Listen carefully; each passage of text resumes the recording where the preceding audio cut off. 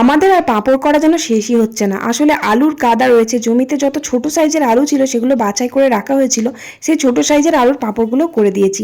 তবে খোসা ছাড়িয়ে করেছি, খোসা ছাড়িয়ে করলে কিন্তু খুবই ভালো লাগে খেতে, খেতেও ভালো লাগে আর দেখতেও সুন্দর লাগে। কালকে রাত্রে আলুর খোসাগুলো ছাড়িয়ে ভালো করে কেটে জলে ভিজিয়ে রেখে দিয়েছিলাম। আর আগের যত পাঁপড় করেছিলাম আজকে সব বার করে রোদে দিয়ে দিলাম, কারণ আজকে প্রচন্ড পরিমাণে রোদের জোর দিয়েছে। পাঁপড়গুলো সব রোদে দিয়ে নিচে চলে আসলাম রান্নাঘরে। আলুগুলো ভালো করে ছাদে দিয়ে ধুয়ে নিয়েছিলাম, নিয়ে এসে রান্নাঘরে উনুনটা জেলে বসিয়ে দিলাম হাঁড়ির মধ্যে সেদ্ধ করতে।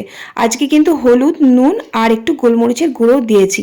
যদি কেউ ঝাল ঝাল খেতে চায় তাহলে কিন্তু কাঁচা লঙ্কা বেটে এর মধ্যে দিয়ে দিতেও পারো, তাহলে কিন্তু হালকা মতন ঝাল হবে। যাই হোক, আমি ভালো করে সেদ্ধ করে নিয়ে ছাদে চলে আসলাম, কিন্তু এতটা রোদের জোর যে আমি বসে মেলতে পারছিলাম না। অনেকগুলো পাঁপড় ছিল তো, তাই আমার বরকে ডাকলাম, ও এসে একসাথে দুজনে হাতে পাতে মেলে দিলাম। পাঁপড় বানানোটা খুবই সহজ, কিন্তু মেলে দেওয়াটা খুবই ঝামেলার ব্যাপার। একটা একটা করে না মেললে না, একটা এর সাথে একটা লেপটে গেলে ওটা আর খেতে ভালো লাগে না। তাই খুব ভালোভাবে বড় জায়গায় একটা একটা করে মেলতে হয়। যাই হোক, তারপর পাঁপড়গুলো মেলে দিয়ে নিচে এসে রান্নাটাও সেরে নিলাম। একটু টক ডাল করলাম, একটু আলাদা ডাল করলাম গুবলু সোনার জন্য, আর মাছের ঝাল করলাম, ডাঁটা সর্ষে করলাম, আর আলু পটলের তরকারি করলাম। ব্যাস, রান্না শেষ করে ধোয়া মাজা করে স্নান করে তারপরে ভাবলাম কয়েকটা পাঁপড় ভেজে তোমাদের দেখিয়ে দিই। এগুলো কিন্তু খোসা শুদ্ধ পাঁপড়, এগুলো আগের পাঁপড়গুলো। সব থেকে একটা জিনিস ভালো, এই পাঁপড়গুলো ভাজলে কিন্তু একদমই তেল টানে না, খেতেও খুব নরম হয় আর ভীষণ টেস্টি হয়। ওটা ভালো লাগলে অবশ্যই লাইক করো। টাটা।